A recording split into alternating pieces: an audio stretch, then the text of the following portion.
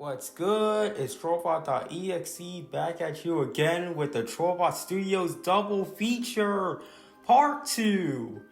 In part 1, we did the history of Dragon Ball part 12, and now on part 2, the main event, the Annabelle Trilogy in a nutshell. I might not be able to use the footage because, copyright claim exists, and if I did, y'all might not even get to see this video, effectively defeating the purpose of uploading it to YouTube. Okay, now that we got that cleared up, let's begin. Oh, and I'm going to be doing Annabelle Creation first. Then I'm going to do Annabelle and then Annabelle Comes Home. Because that's how they're chronologically placed in the Conjuring timeline. You got that? Okay, let's get in. To fully capture the origins of this trilogy, we have to go back 12 years before the first film.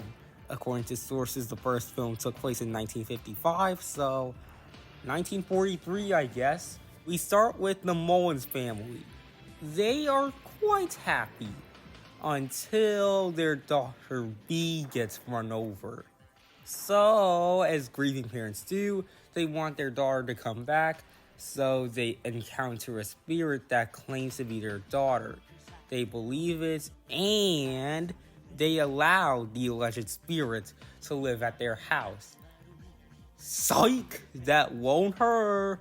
And the mother of B, Esther Mullins, learns that the hard way because the demon just gangsta takes out one of her eyes and leaves her bedridden. NANI?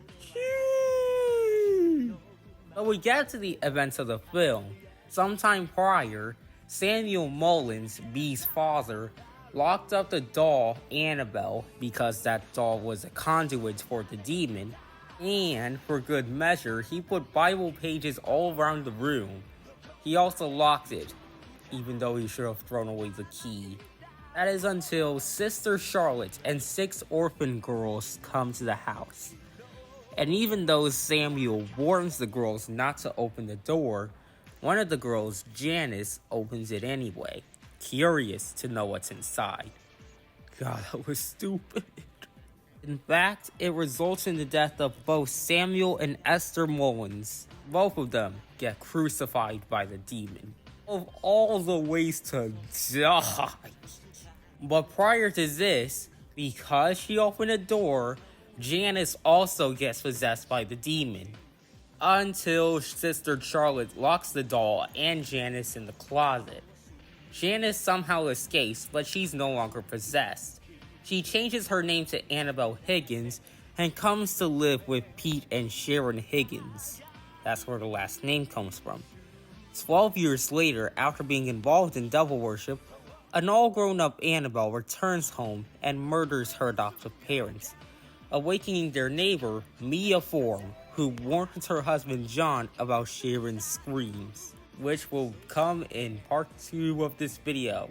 But first, I want you to like, subscribe, and hit that notification bell down below. How about like 10 likes for this video? Am I really asking for too much?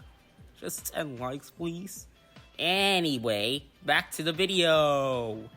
Now we have part 2 of this video. Annabelle, the 2014 film. We now skip 12 years later to 1967 in Santa Monica, California. We come to couple John and Mia Form, who are expecting their first child. Seriously, why is Form a last name? John presents Mia with a rare vintage porcelain doll as a gift for their first child. Later in the evening, the couple hears the sounds of their next-door neighbors, the Higgins. They were murdered during a home invasion. When Mia calls the police, she and John are attacked by the killers. As I mentioned a minute ago, one of the killers is Annabelle Higgins, formerly known as Janice. The police manage to shoot and kill the other killer. However, Annabelle decides to take her own life by slitting her throat and letting her blood drip on the doll. The other attacker is revealed to be Annabelle's boyfriend. Both him and Annabelle were part of a cult, Days later, strange events occur around the forum's residence. Afterwards, Mia gives birth to her child, Leah. The family then decides to rent an apartment in Pasadena, and after finding the doll that John had discarded, another set of paranormal events play Mia and her daughter. Mia learns that the cult that Annabelle belonged to wanted to summon a demon. The demon, as all demons do, wants a soul. And upon returning home, Mia and Leah are attacked by the demon who reveals itself while manipulating the doll. Mia and John contact local priest Father Perez, who informs them that demons sometimes attach themselves to inanimate objects as an advantage to accomplish their goals, and a human soul must be offered for that to happen. I guess that explains why Annabelle was possessed back in Annabelle creation. The next night, Leah, the baby, gets abducted by the demon. Jeez, dude, why abduct the baby? Actually, it is using the baby to claim Leah's soul. Well, whatever works? Mia attempts to jump out of the window to offer her soul to the demon, but another woman named Evelyn decides to jump out of the window herself. Evelyn was a tenant and bookseller that Mia met. So Evelyn jumps out the window and the spirit is gone, and Leah is returned back to her home. All's well that ends well. Psych, Annabelle Comes Home happens. Alright, now we've reached part 3 of this video. Annabelle Comes Home. So, 5 years after the events of Annabelle, demonologists Ed and Lorraine Warren confiscate the Annabelle doll from nurses Debbie and Camilla. During their drive back home, the doll summons spirits to attack Ed, but he narrowly survives. As a result, Annabelle is locked in a sacred grass that is blessed by Father Gordon to make sure that the evil inside is contained.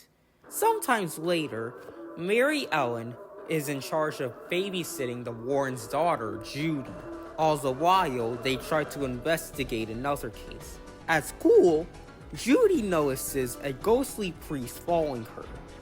Mary Ellen's friend Daniela arrives to the Warrens' home. She sneaks into the artifacts room and starts examining every item. It is later revealed that she is trying to contact her late father. She abruptly leaves Annabelle's glass case unlocked, and the terror begins afterwards. The demon of the Annabelle doll has been unleashed once again. Mary's crush, Bob, arrives outside the house and serenades her. Actually, he attempts to serenade her, but fails. Bob is later attacked by the Black Shuck and hides in the Warrens' backyard. Meanwhile, Daniela gets locked inside the artifacts room. That is unlucky. And after various paranormal events, Judy and Mary Ellen eventually break her free. Judy explains that they must lock Annabelle in her case again so that the other spirits will rest and cease attack. And as if she wasn't unlucky enough, Danielle gets attacked by and possessed by the bride.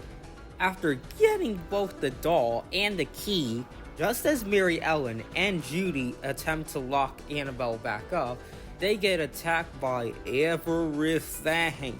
By everything I mean including a possessed Daniela. But they struggle to secure the gates as the demon of the doll physically attacks them. Daniela recovers when Judy plays Ed's recorded footage of the bride's exorcism and helps put the doll back in the case. After the case is locked, the disturbances cease as the spirits return to their eternal rest. Yay! And as a plus side, nobody died, and Bob reunites the trio. Yay for everybody!